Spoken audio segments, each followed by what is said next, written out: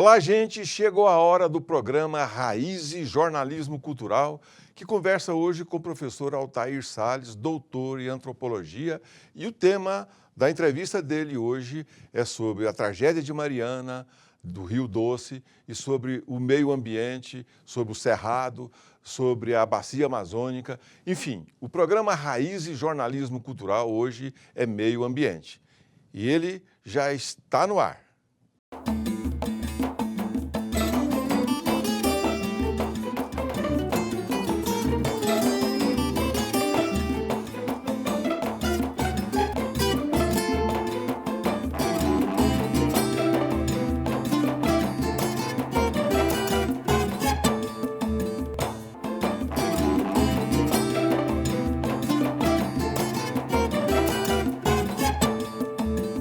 O programa Raízes Jornalismo Cultural de hoje recebe o professor Altair Salles Barbosa, que é doutor em antropologia. Uma alegria receber o senhor de novo aqui, professor. Alegria toda nossa estar a segunda vez aqui, compartilhando com vocês, né? Nessa tarde, nesse dia. Obrigado. Edival Lourenço. Pois é, Doracino, mais uma vez a alegria estar aqui com você, hoje recebendo novamente o professor Altair Salles, doutor em antropologia, um grande conhecedor da nossa realidade desde a pré-história. Acho que ele conhece da pré-história ao futuro, porque essa coisa de conhecer o passado sempre se projeta no futuro, e ele vai trazer um pouco desse conhecimento aqui, e você vai ver o tanto que é legal. E o tema do programa de hoje, depois do susto de Mariana, da tragédia de Rio Doce, do Rio Doce, como está o Rio Doce hoje, professor Altair? Então, para a gente entender todo esse contexto, esse fenômeno que aconteceu em Mariana, é necessário que a gente entenda como é a geologia estrutural da região. Ali onde existe Mariana hoje, no quadrilátero ferrífero de Minas, Mariana está a sudeste, né?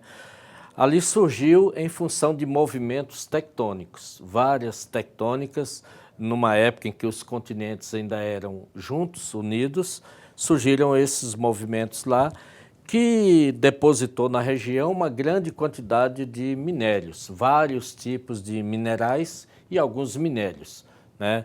Há uma diferença entre minério e mineral, porque geralmente minério é aquele que dá um retorno econômico muito grande. Não passa de ser um mineral também, né?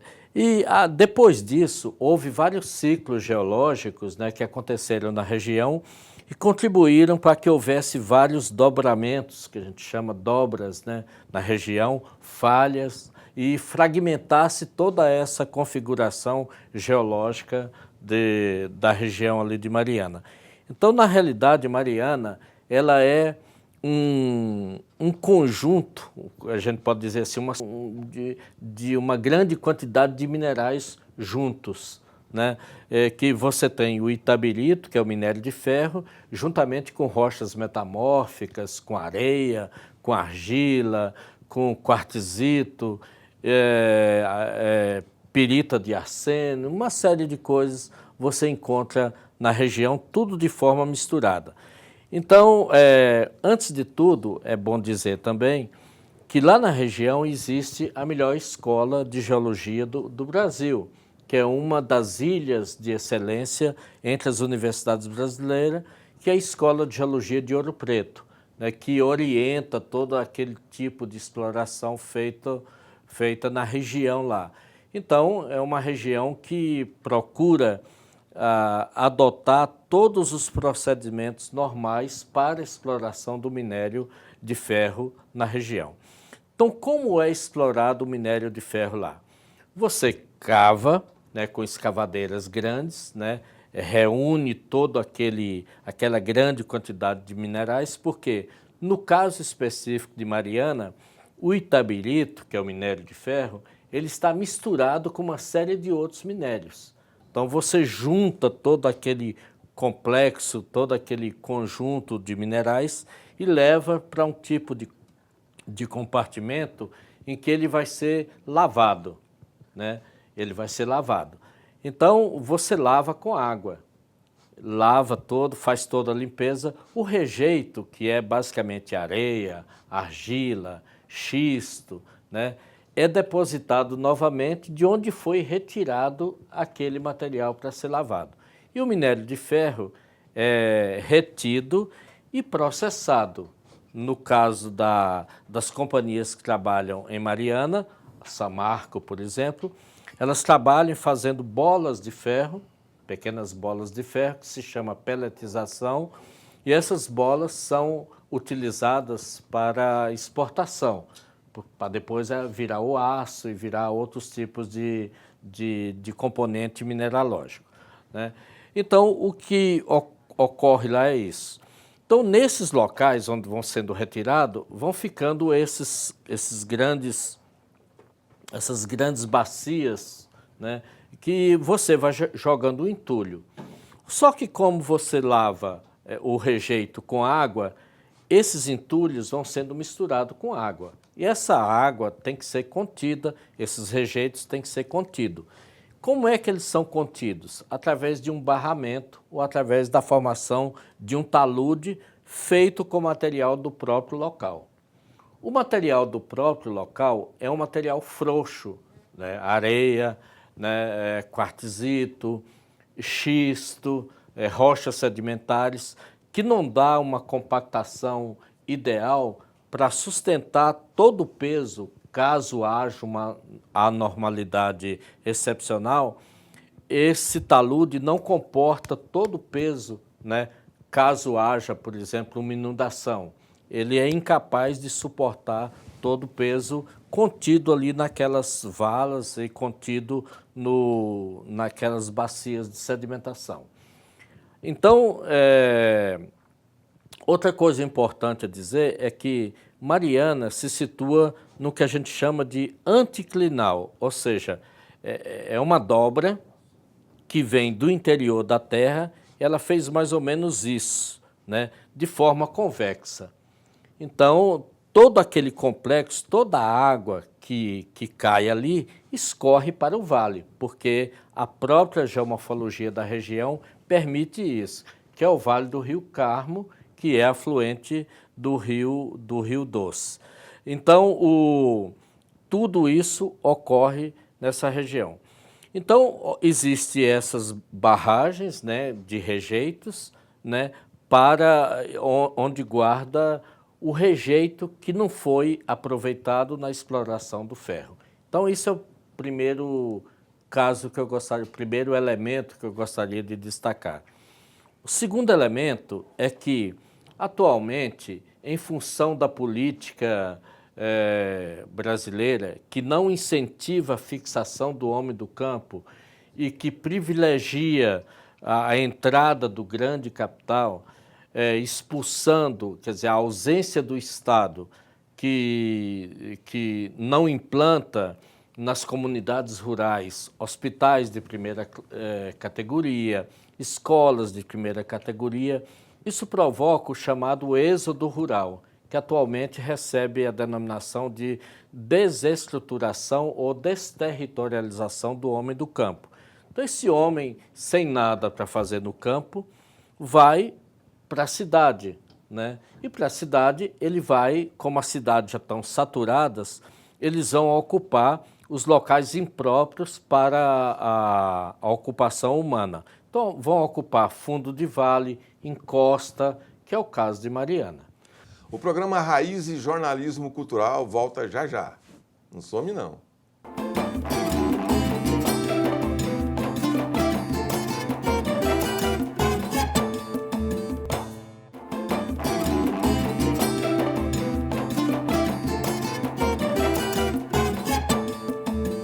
O programa Raiz e Jornalismo Cultural de hoje entrevista o professor Altair Salles Barbosa, doutor em antropologia, Edival Lourenço. Quando a lama desceu, pegou exatamente a casa dessas pessoas que já tinham sido expulsas do campo. Justamente. Então, o que aconteceu? Primeiro, você faz esses barramentos e você tem que obedecer a alguns critérios, né?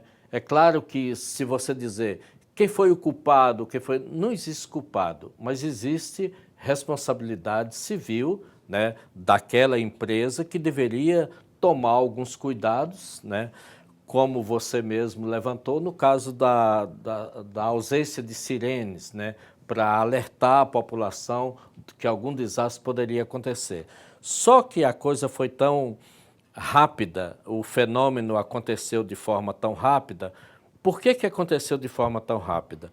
Porque o rejeito, seguindo uma norma, ele deve chegar até um nível de 70% da capacidade daquela bacia, né, ou daquela grande represa, de conter esse rejeito. Por quê? Porque se houver uma chuva imediata, porque a questão do clima é uma questão difícil de ser prevista, então, se houver uma chuva imediata, né, e como ocorre na região frequentemente, a quantidade de água unida com aquele rejeito aumenta em muito a força daquele material que está ali. E como o taludamento, né, o talude que serve de barramento, ele é frágil, ele é incapaz de resistir. Então, o que aconteceu? Existe ali na região duas represas. Uma do fundão, que é a maior, que fica mais acima, né? Começou a chover na hora do desastre, estava chovendo, né? Chuva fina, mas estava. Mas a chuva fina aqui numa região plana, por exemplo, é uma coisa. Chuva fina numa região cheia de declive é outra coisa, porque toda a água está escorrendo para o mesmo lugar. Então, estava chovendo, inundou a represa do fundão, que estava com uma capacidade maior de rejeitos, e essa represa não resistiu e inundou, caminhou em direção à represa de Santarém, que é a segunda represa, que também não resistiu à força do impacto da lama e da água, ou desse material fluido, né, que descia em direção ao córrego e depois em direção ao rio, não foi capaz de resistir e se rompeu, afetando as populações que estavam em local inapropriado, né, e afetando as casas. É claro que, no primeiro momento, o impacto é muito grande, né? Você vê pessoas correndo, você vê pessoas morrendo, você vê o rio se transformando em lama, né? Você vê depois, à medida que o rio vai correndo, a água potável desaparece, você tem que abastecer cidades com caminhões-pipa, com água mineral. Quer dizer, o impacto, assim, à primeira vista, é muito grande. Isso se analisado dentro de um tempo histórico curto, né? Aí, se você analisar isso dentro de um tempo histórico mais longo, né, consequentemente, isso pode até ser benéfico para a natureza. Uma coisa é você raciocinar dentro do tempo de raciocínio do homem. Outra coisa é você raciocinar dentro do tempo de raciocínio ou de recuperação da natureza. Porque o que foi levado? Foi levado sedimentos aluvionais. Esses sedimentos, com o tempo, o rio vai, no primeiro momento, ele vai assorear o rio. No segundo momento, o rio vai jogando de lado esses dejetos, esse tipo de material mais pesado vai ficando às margens do rio, formando solos férteis, solos aluvionais, que podem ser aproveitados para uma agricultura familiar, por exemplo. E todo o vale do rio pode ser recuperado e transformado em modelos de agricultura familiar. E o programa Raízes Jornalismo Cultural vai para um rápido intervalo e a gente volta já já. Não some não.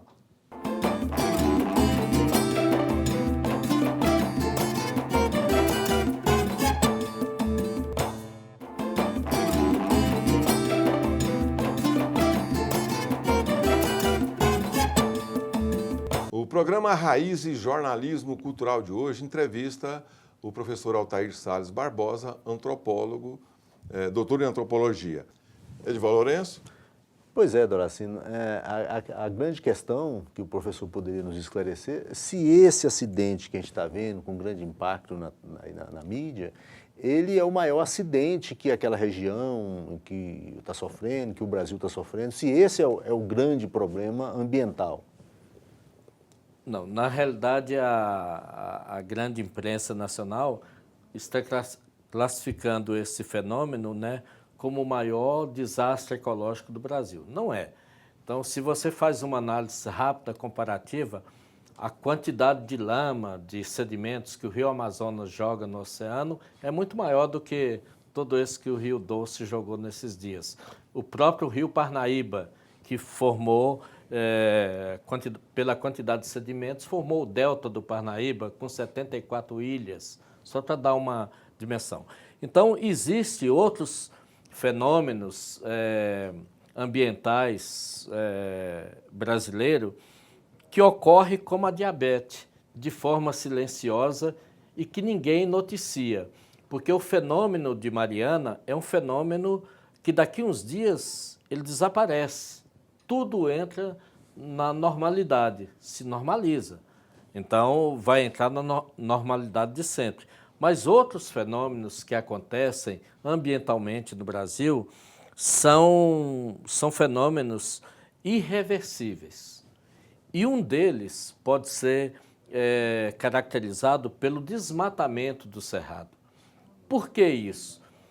Porque o desmatamento do cerrado ele já está provocando o desaparecimento de vários rios que nascem nos aquíferos do cerrado, consequentemente provocando o desaparecimento desses rios e a diminuição da vazão dos rios maiores.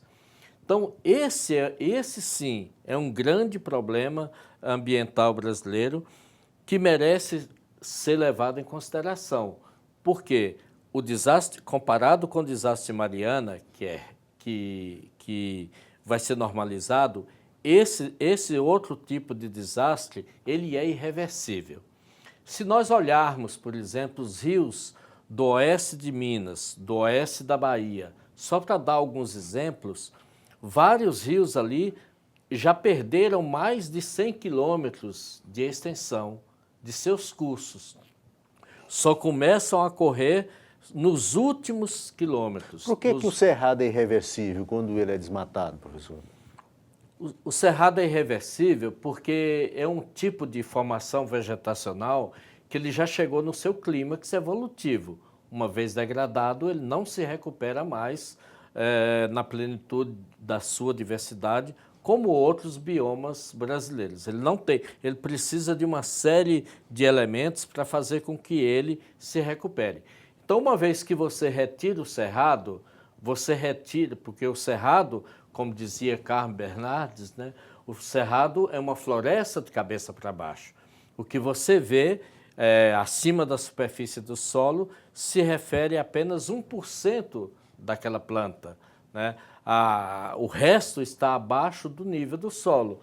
Consequentemente, é um sistema radicular extremamente complexo, esponjoso e que vive em simbiose com outras plantas.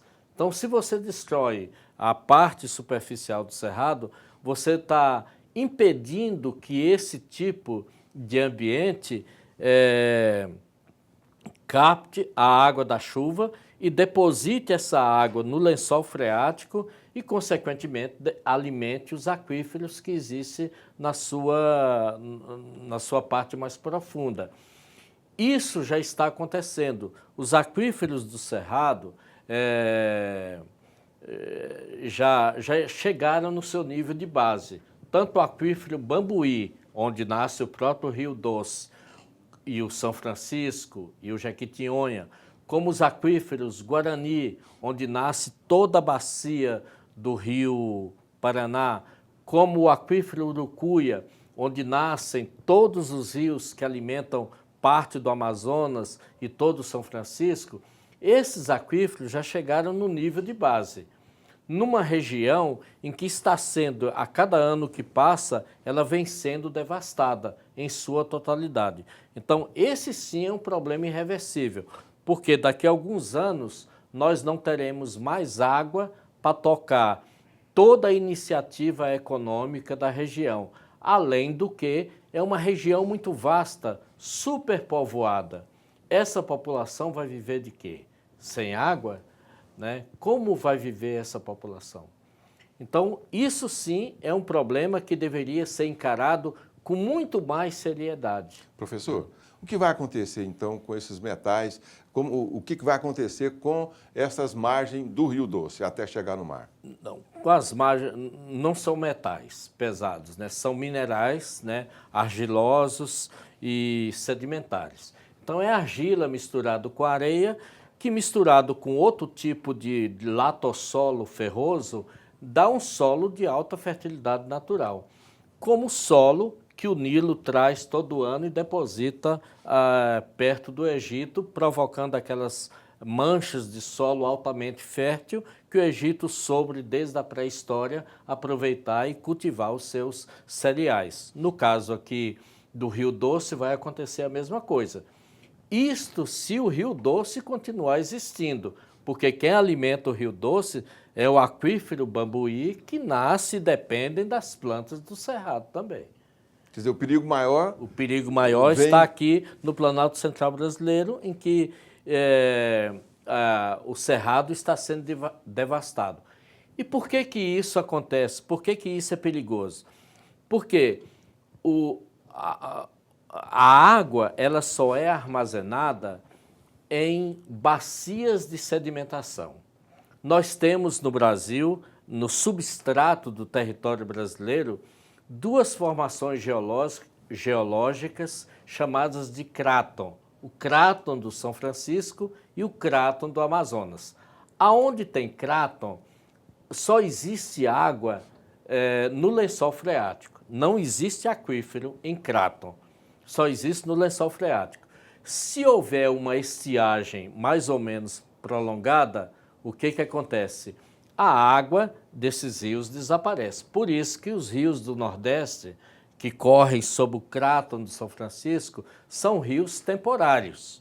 Só correm na época da chuva. Na época da seca, a maioria desaparece. Além do mais, a ação do homem desmatando aquela vegetação que sustenta a água da chuva faz com que o lençol freático seque ainda mais rapidamente, fazendo com que esses rios desapareçam. Então, a água só se armazena nas bacias de sedimentação. E nós temos duas grandes bacias de sedimentação no centro do Brasil. A bacia geológica chamada Parnaíba-Maranhão, que alimenta todas as águas do São Francisco, desde o São Francisco até o Amazonas, e temos aqui, tendo como limite Goiânia, ao sul nós temos a Bacia Geológica do Paraná, cujos aquíferos acumulados nas formações areníticas, Bauru, Botucatu, Aquidauana, são essas rochas porosas que retêm a água, porque a rocha não porosa não retém água. Então a água só é retida na rocha porosa. Então são essas rochas porosas que vão alimentar o rio Paraguai, toda a sua bacia ou subbacia, que vai alimentar toda a bacia do Paranaíba, que vai formar o Nicon Grande, que também é alimentado por essa bacia de sedimentação, vai formar o Paraná e, consequentemente, formar a grande bacia hidrográfica do Paraná. O Cerrado é uma caixa d'água que distribui essa água para todas as outras bacias. Nós vamos chegando ao final do programa Raízes Jornalismo Cultural, onde nós falamos hoje sobre a tragédia de Mariana e outras tragédias não anunciadas, mas que estão aí, silenciosas, mas que tão importantes para a continuação do homem aqui nessa região do Cerrado e no Brasil, né? E o professor Altair Salles é doutor em antropologia, esteve aqui com a gente até agora, nessa entrevista bacana, a quem nós agradecemos pela disposição de vir aqui falar sobre esse assunto. Eu que agradeço, né, a oportunidade de fazer esse tipo de esclarecimento, mostrar mais uma vez a importância que o Cerrado tem e a preservação desse ambiente, do pouquinho que existe, né, permite a gente vislumbrar pelo menos um futuro melhor. Edivaldo Lourenço, vamos embora? Pois é, Doracene, mais uma vez uma alegria estar aqui para entrevistar com você, os convidados do programa Raiz, especialmente o doutor Altair, que é uma das maiores autoridades mundiais no estudo do bioma cerrado, né? As pessoas precisam ouvir o que o professor Altair tem para dizer. Não é só essa entrevista, outros, ver os livros, os sites, ver o material que ele tem sobre o Cerrado, que é uma coisa extraordinária, né? Mais uma vez, que você tenha uma ótima semana.